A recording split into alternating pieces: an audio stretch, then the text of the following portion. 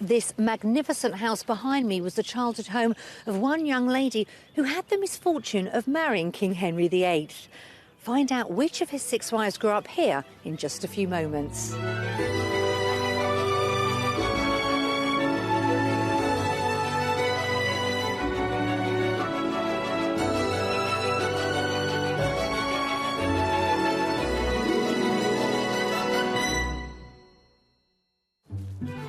Today we're helping a London couple escape the noise and pollution of the big smoke for the fresh air and quiet of the countryside. And it's not all plain sailing.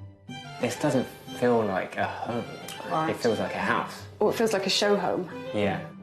But finally we come up trumps. Oh, wow. That is really pretty. Super gorgeous.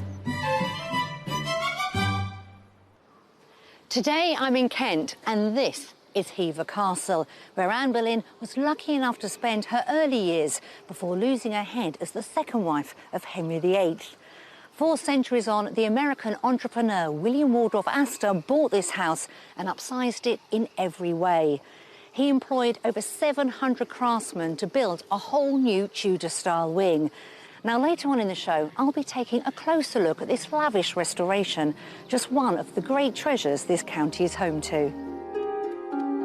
In the south-east corner of Britain, tucked between London and the English Channel, Kent is thought to be the oldest county in England. Celebrated for its rich farmland and fruit orchards, it's also known for its brewing industry, where hops were once dried in distinctive conical-shaped oast houses that still dot the landscape. Gentle rolling hills, downland and wooded valleys sit alongside the county's architectural heritage, with historic towns like Royal Tunbridge Wells, which developed as a spa resort over 400 years ago. Sitting on the nation's front line, Kent boasts more than 18 spectacular castles, including Sissinghurst, with its world-famous garden. And while the excellent transport routes into London make Kent prime commuter territory, it does inflate property prices. You'll find the average detached home here costs £316,000. That's around £60,000 above the national figure. Now, places that command a premium include sought-after villages like Chiddingstone, Ightham and Fordcombe in the north and northwest of the county. However, if you travel east towards the peaceful pockets around Maidstone and Canterbury, you'll find you get more home for your money. So let's meet today's buyers and find out why they're drawn to Kent.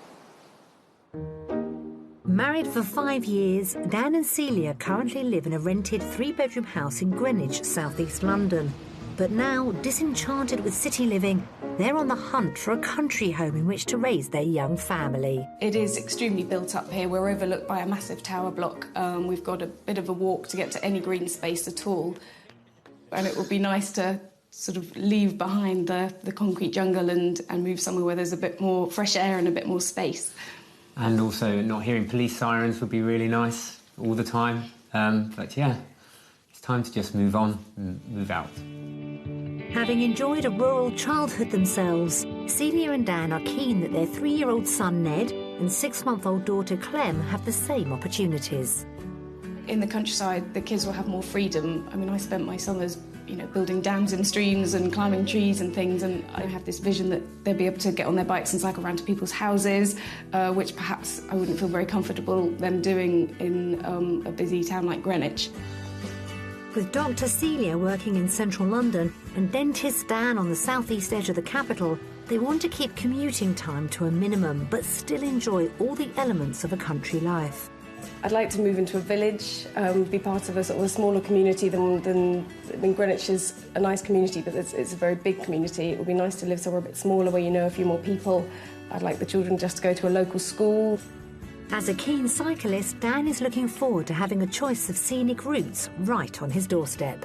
When I do go riding, I spend like a good hour and a half to get to the countryside, because that's where we go riding or where we go running. So it'll be nice to already be there. And the whole family plan to spend as much time as possible indulging their passion for the great outdoors. We're quite into camping, and we've got our van. We haven't been getting out to the countryside as much as we'd like to have done, so I've already checked out some campsites around Kent that would have us on our van, and hopefully we'll get out a bit more and sort of instill a love of the countryside in the kids while they're so little. But as well as the space of the open countryside, Dan and Celia are looking for a house big enough for their 2 small children and Dan's 11-year-old daughter, Megan. It would be nice to have a 5-bedroom house, because when Megan comes to stay with us at the weekends, she ends up staying on a blow-up bed in Clem's room. So it'd be nice to have extra space for her to have her own room.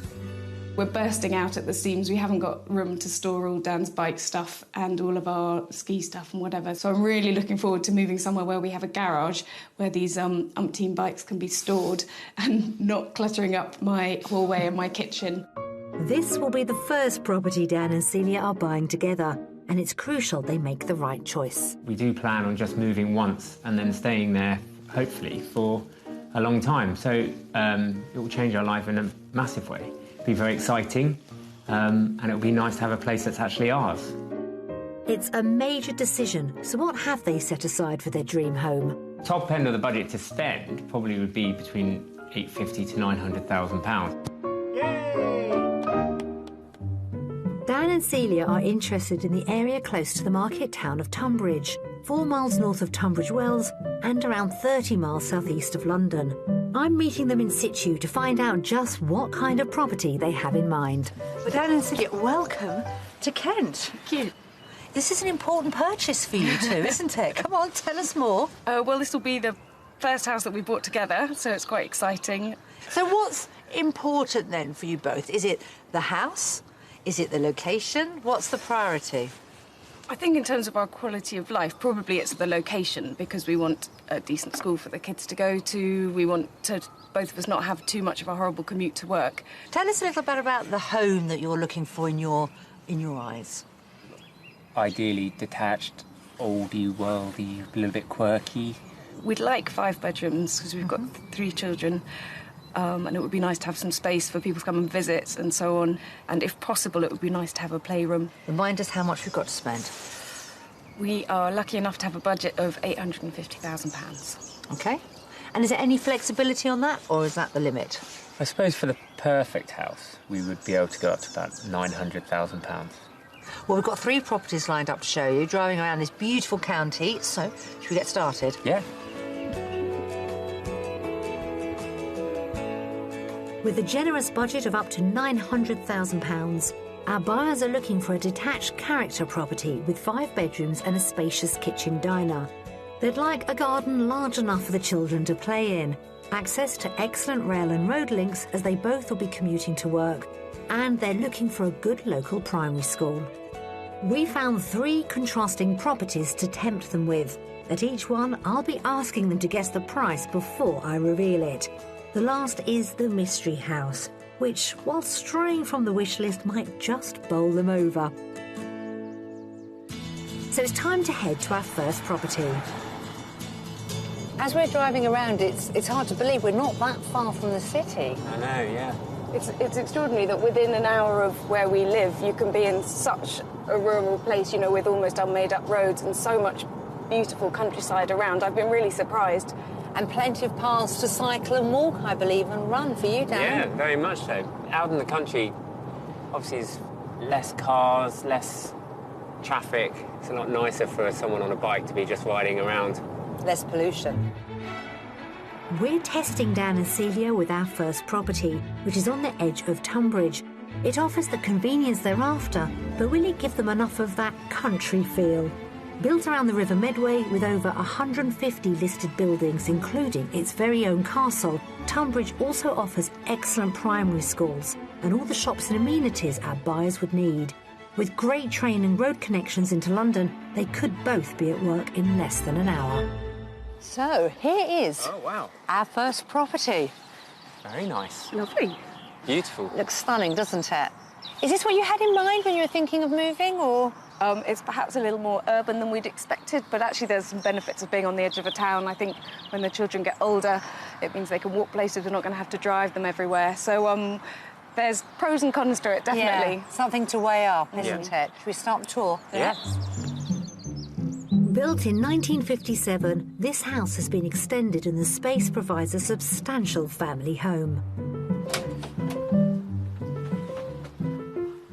Gosh, it's lovely and light. Plenty of windows. Yeah. which is And great. Wow, I love Gorgeous the fire. fireplace. Different from where you are at the moment? You could fit our whole house in this. Every room then is going to be spacious for Yeah. you two. How lovely. I know. It does seem very grown up to have a house this big. Yeah. Well, should we continue to the kitchen? Yeah.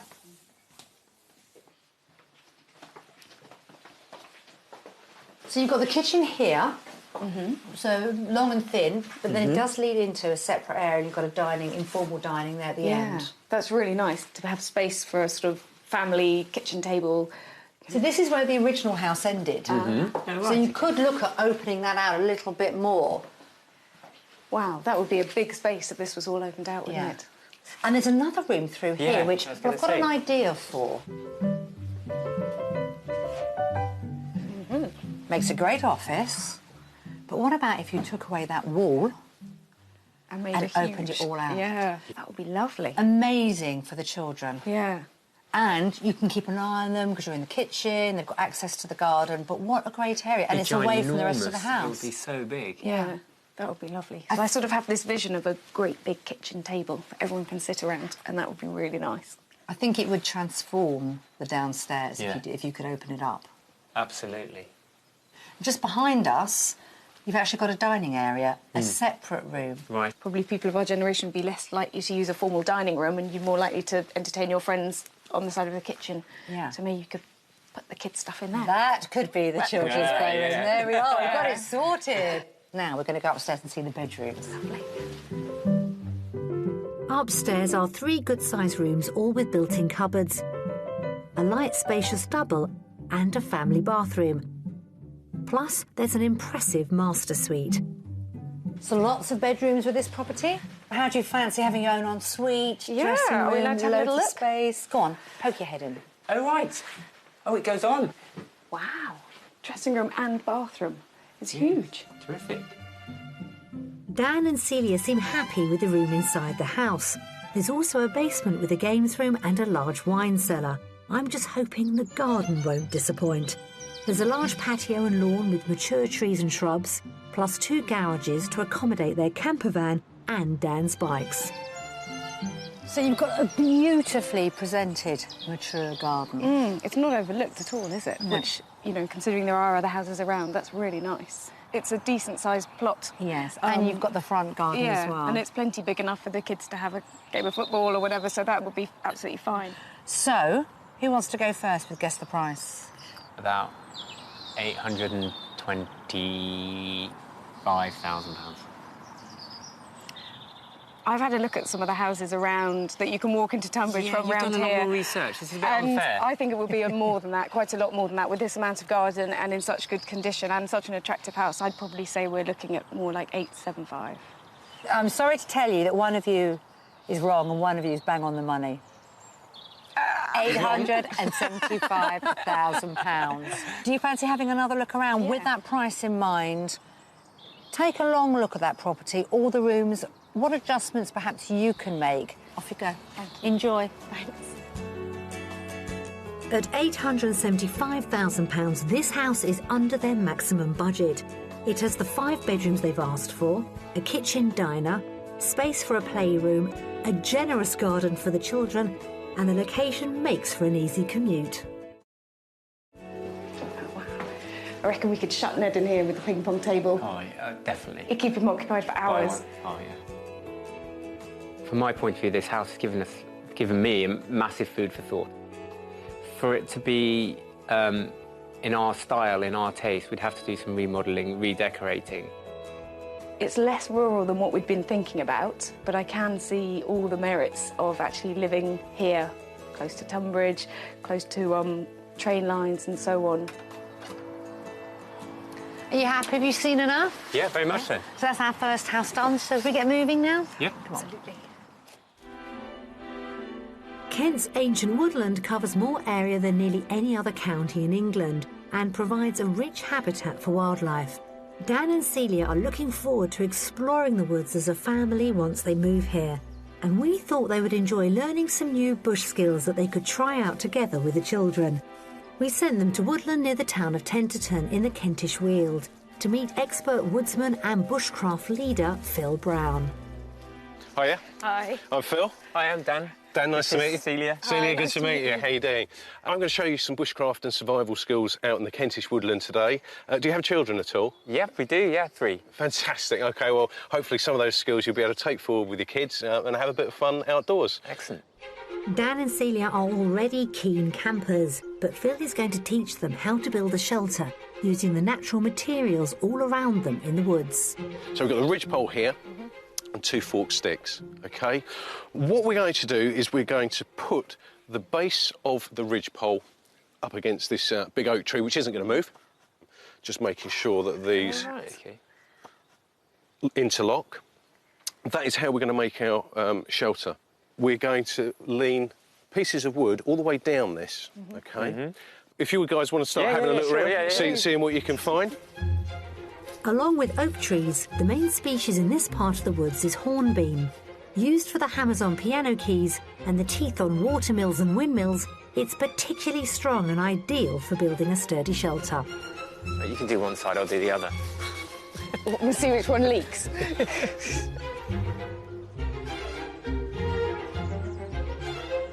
But that's looking really, really good.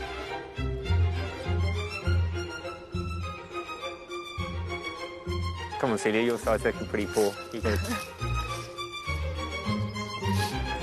I'm absolutely amazed by the fact that how this is looking even after, what, 10, 15 minutes. And you say you slept a night in one of these things? Yeah, they're great. Yeah? Yeah, I've tried them various different seasons. I did have a time when I've been out for a week or so and hadn't shaved and had a bit of stubble, and I woke up in the morning, had slugs squashed into a beard. Yeah, fond memories.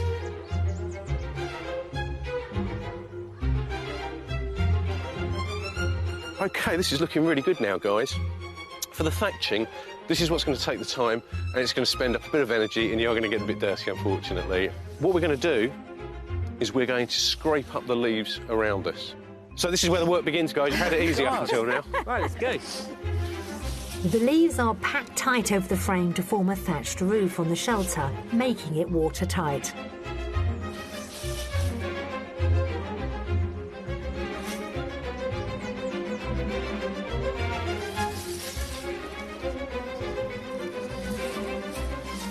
What do you think, Phil? It's great. No, it's good effort. We've definitely learned something today.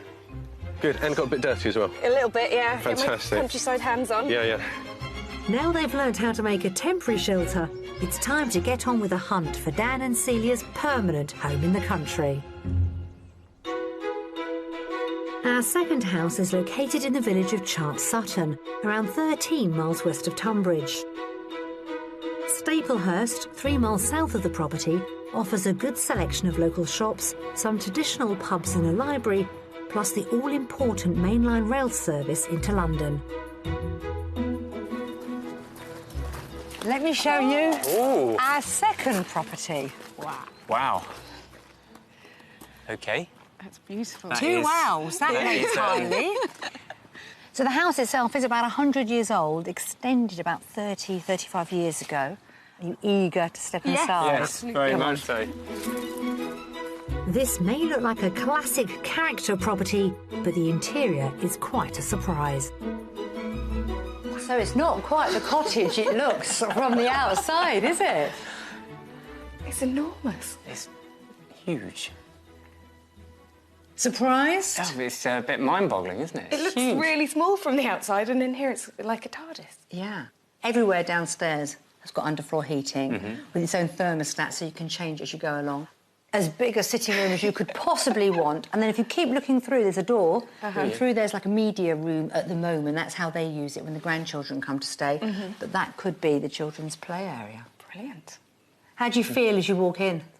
I'm a bit mind-blown, to be honest with you. I didn't expect it to be a big room like this, judging by looking from the outside. I thought it'd be lots of small compartments. So do you want to see the next bit? See the kitchen? Absolutely. And if you like a lot of space in your kitchen... It's taken your breath away, hasn't It's it? enormous. This all looks brand new. It is, actually.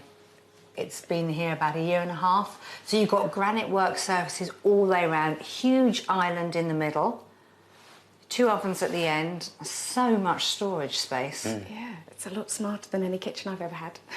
It seems, yeah, it's quite sort of grown up. Is it too much for you? I know sometimes... I think it is too much, yeah, I'll be honest with you. Is it too sort of smart, do you think? Is that all you're getting at? Is it too smart for your... It's not to my taste, but if it's only a year old, then I wouldn't dream of changing it, do you know what I mean? I think my problem is that this doesn't feel like a home. Right. It feels like a house. Or it feels like a show home. Yeah. Well, we'll continue upstairs now. Leading off the generous living room is a large conservatory overlooking the garden and the open countryside. But despite all the space, it seems Dan and Celia can't imagine themselves in this property. Maybe they'll be more taken with the upstairs. Now, before we look at bedrooms, I have to show you this. Wow! Step inside. It is the most amazing shower. Power shower, jets everywhere. It's actually a double shower, but we're not room for two. We're not going to go into that. You have a bath, a jacuzzi. You have the whole family in there. But I'm going to bring you back to reality and show you the bedrooms now.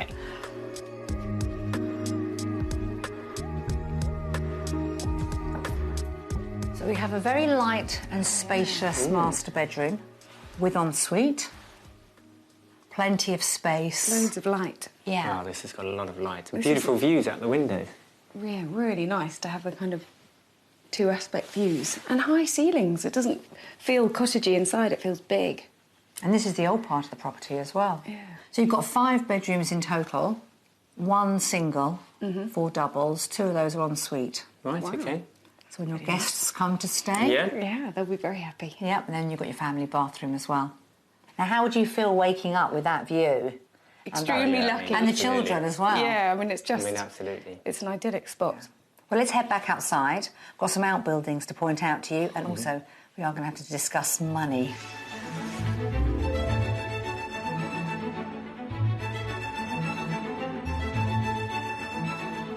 So the total outside space, it is pretty impressive. So you've got an outbuilding there. A little bit of work's been done on it, but there's piping, everything's in there. Next door to that, you've got a sauna and a hot tub, huge garage, carport, and then we start on the land.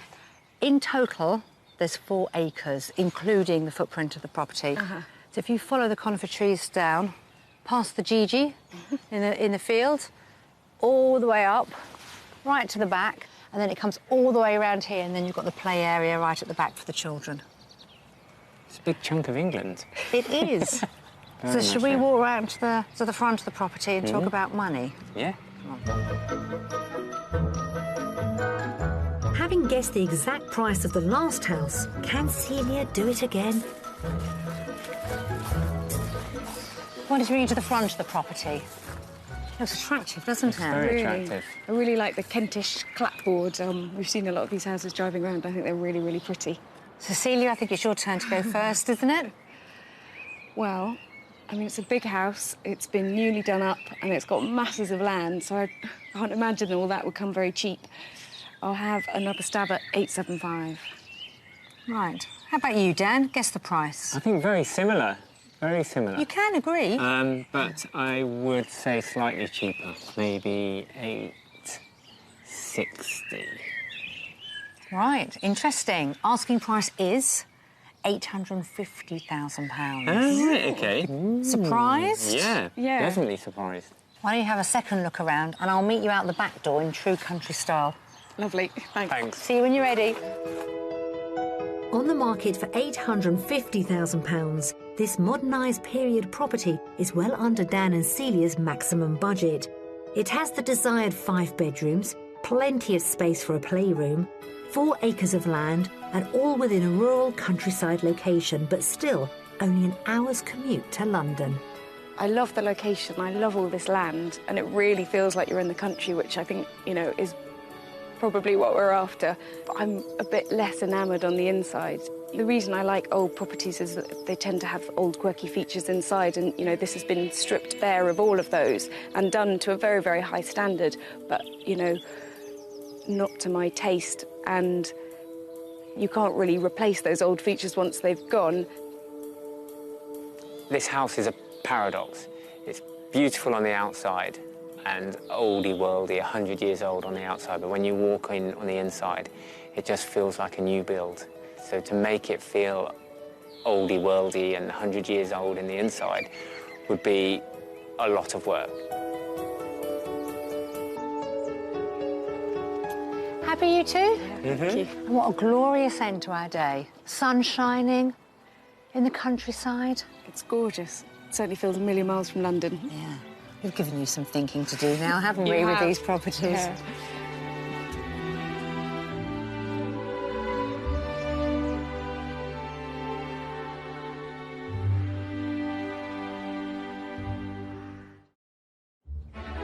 It's the second day of our house hunt in Kent with London couple Dan and Celia.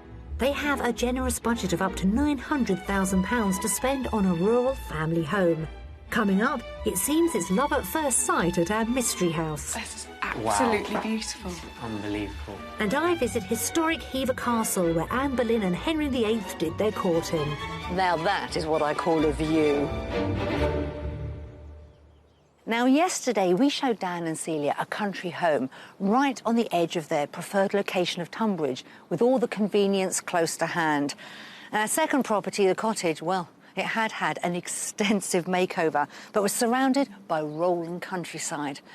And it seemed to me the couple were in a real quandary. Do they want the convenience of being on the doorstep of a major town versus the country rural idyll? Today, we're going to show them a mystery house. That is a beautiful home right next to a stunning village with a school, but it's in a part of the county they've never considered before. Let's see how we get on. We're taking a risk with our mystery house, travelling around 30 miles southeast of Tunbridge, where you get more property for your pound, but it makes for a longer commute to their work in London. However, this property has real period charm, and I think it could be made for them. Have you thought about what we might be taking you to see at all? I have, and I'm really quite nervous. I'm really nervous. It could be a more extreme version of either two of the houses. I'd like to think it's a good bit for both of them. What would be your worst nightmare? A new build on an estate. Yeah.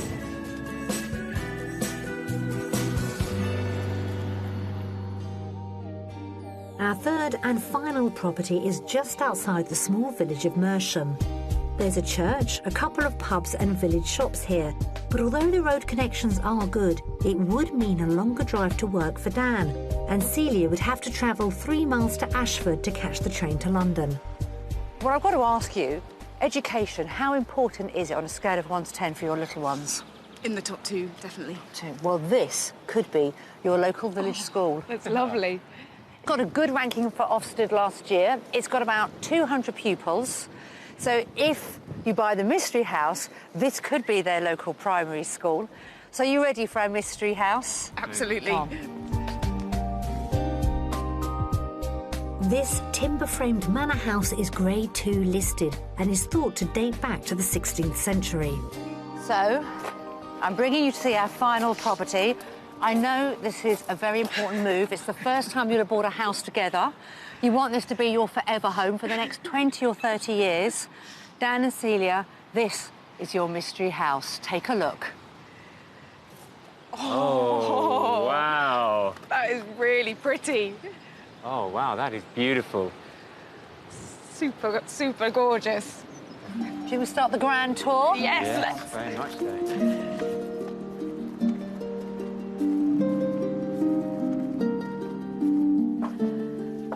So, I have to say welcome. Wow. That's absolutely beautiful. Unbelievable. It's hard to believe this is a home, isn't it? Yeah. How keen are you to get started? Oh, my God, Desperate. Right, should we start with the kitchen? Yep. Kitchen first. So you might have a period house, but you've got a fantastic modern kitchen. But done in such a nice style. You know, it really fits with the feel of the house. It does. It's just lovely. I love the big kind of open range at the end. Would you change anything here? No, not at all. I'd be very happy for this to be my kitchen, You just walk indeed. straight into this, couldn't you? Yeah. I mean, this is absolutely beautiful. We've surprised you, haven't we? Yeah, I'm a bit blown away, yeah. It's really nice. It's not often you get to see the inside of a house like this, let alone being told it's one you could potentially own. Could be your future home. Goodness, So, Dan, if you want to lead through or keep going. Where'd you head? Oh, wow. Look at the fire. I want to see your faces. Oh, my goodness. This is exactly what you expect from, like, a country cottage or a country house. It's just... So if you think the house is old, those beams are ship's beams. So they're going to be even older. They could be 150 years older than this house, even. What I've seen. Yeah. Wow. I feel like we're in some sort of National Trust property, not somewhere where you potentially would be allowed to live, but it's still got a lovely feel to it. It's gorgeous. If I was to imagine any house, this would be it. Just from the walk up the drive, everything. The beams, the fire. Yeah, I mean, it's absolutely it's amazing. The ground floor also offers an elegant dining room with another original fireplace, a small office and wine cellar. Upstairs there are 2 floors. At the top of the house is a bedroom and bathroom, ideal for visiting guests. The first floor consists of a family bathroom and 3 more spacious bedrooms, including a show-stopping ensuite master. It's enormous. I was expecting pokey little bedrooms. Even enough room for a sofa in it, but there is more. Used to be a dressing room, it's now an ensuite. An ensuite in a medieval house, I don't believe it. There we are. Should we head outside? Yeah. Dan and Celia clearly love what they've seen so far, and I wonder what they'll make of the grounds. So you've got all this, but I just want you to take another look. That is what you call a period property. Absolutely, it's idyllic. It really is. A couple of other things I wanted to mention. As you can see, we've also got a cottage here. It used to be the hayloft. It's got a bedroom, a massive bedroom with 3 beds in it, kitchen, sitting area, self-contained. You've also got a double garage there and a studio flat. And if that wasn't enough, you have 3 acres of land in total. Goodness. How much, though, is it on the market for? We've now got to get serious, haven't we? You can go first. I would have thought this would be double our budget. I mean, really. Yeah, I mean, I'm kind of puzzled as to why you brought us to here, because I couldn't imagine that all of this would be less than £1 million. Yeah. Really? So what do you want to say? What's your figure? $1 million? Yeah. OK. I'd actually almost agree with her, just slightly. I don't think we can afford it, but I think it's still just shy under $1 million. Are you ready? The asking price for this amazing property, £895,000. I think it would be an honour to live somewhere like this. It's just beautiful. Yeah. I'm absolutely gobsmacked that it's even within our grasp. So please go and explore. Take as long as you like. You've got a lot to see. You've also got an awful lot to think about, haven't you? We certainly have. See you later. Thanks. Thanks very much. I can honestly say that has to be one of the most amazing house tours I have ever done. Houses like that just don't come on the market, certainly at that price, very often. I've just got my fingers crossed that they do think it's their future home together. At £895,000, this house is just inside Dan and Celia's maximum budget. It has a total of 6 bedrooms, 4 being in the main house and 2 more in the outbuildings, heaps of period features, 3 acres of gardens, plus a good primary school for the children close by, but it would make a longer journey into work. I thought the bathroom would be crammed into a tiny little dark room, but this is like a super luxury smart hotel bathroom. Isn't it gorgeous? But still in keeping with the oldness of the house. I love the black and white. Oh, this is like a little tiny doll bedroom. This is beautiful. This is like my dream bedroom when I was a little girl. This is a really lovely house. This is really nice. You know, we've always said we like quirky buildings, we like houses without straight lines in them, and this has got it in spades. You know, it really has. It's absolutely beautiful. Because it's not in a location we've ever thought about before, I've now got to sort of slightly get my head around that.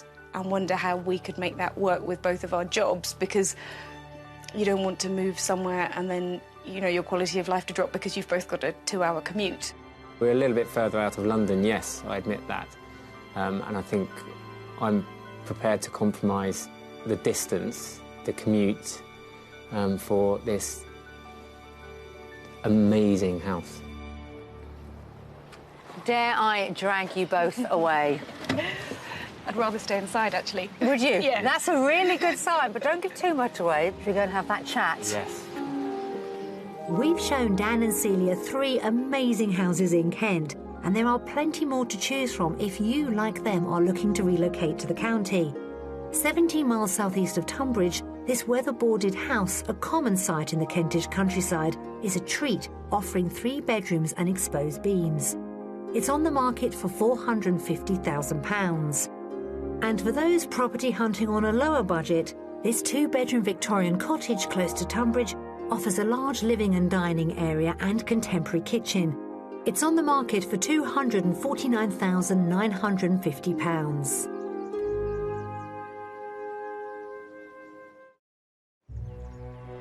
One of Kent's most famous historic houses is the stunning 13th century Hever Castle near Edenbridge. Best known as the childhood home of Anne Boleyn, second wife of Henry VIII, it's now one of the county's most popular tourist attractions. I'm meeting Chief Executive Duncan Leslie to delve into the castle's extraordinary history. Duncan, great to meet you, and I have to say I have a real passion for anything to do with the Tudor period, and Anne Boleyn's family had connections, didn't they, to Hever Castle? Absolutely. This was their main home. They needed a home that was quite close to London, and we're only 21 miles as the crow flies to London, so she would have spent a lot of her formative years here before going off to France, and then obviously she came back here and spent a lot of time here when Henry VIII was actually courting her. So what happened to the castle after she left? Henry VIII actually gave Hever Castle to another of his ex-wives, to Anne of Cleves. No. As part of the divorce settlement. So Anne of Cleves lived here for 16 years. My God, 2 out of the 6 wives lived here. That's right, yes. Over the years, the castle was owned by a number of prominent families, but had fallen into disrepair when it was bought by wealthy American William Wardorf Astor in 1903. He set about lovingly restoring it at enormous expense. My word. This just gives an idea of the sort of workmanship. I mean, we're talking hundreds, thousands of hours of work. And bear in mind, it's not just this room here, it's the whole castle. The gardens as well. There is. I mean, there were 600 or 700 people working in here, but I think just for the lake there was 800 people, and then there was, I think, another 150 in the gardens. So come and have a look. My goodness. It's hard to believe the elaborate gardens around the castle were just marshland before Astor embarked on his massive restoration project. Now that is what I call a view. This was just fields. He wanted a lake. So 800 men were employed for 2.5 years digging this lake by hand. This garden, the Italian Gardens, was built just for his statue collection. He had about 150 items and he needed somewhere to put it, and so he built this garden for it. I wonder if he had any idea that we'd be appreciating this huge investment 100 years later. I think he did want to leave something behind that he would be remembered by, and I suspect he's probably succeeded.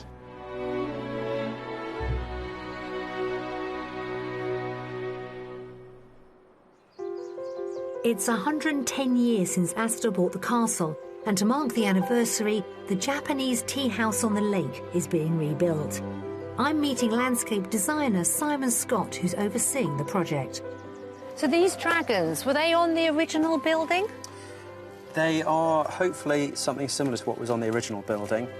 The tea house was taken down in the 1930s to make space for a pillbox, a dug-in guard post, built as part of British anti-invasion preparations during the Second World War. Now, Simon's job is to try and recreate it as accurately as possible. A lot of the records and photos were lost during a flood in 1968. The only bits we have got is the existing roof, the original roof, which is here on top of the pillbox.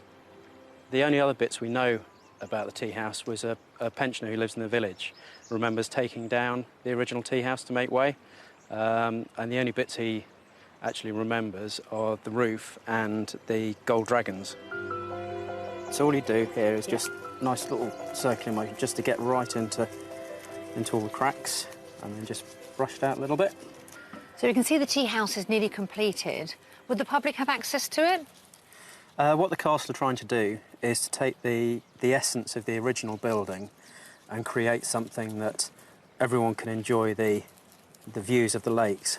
I must admit, I'm looking forward to coming back and seeing it completed in all its grandeur. And I'll be wondering, which of those dragons on the corner did I help paint? If everything goes to plan, they should be finished here in a couple of weeks. And I can't think of a more relaxing place to come and enjoy a cup of tea. Well, that's it. Our house hunt here in Kent is over. And I think Dan and Celia's reaction to our mystery house said it all. But is it enough for them to put in an offer? Let's find out.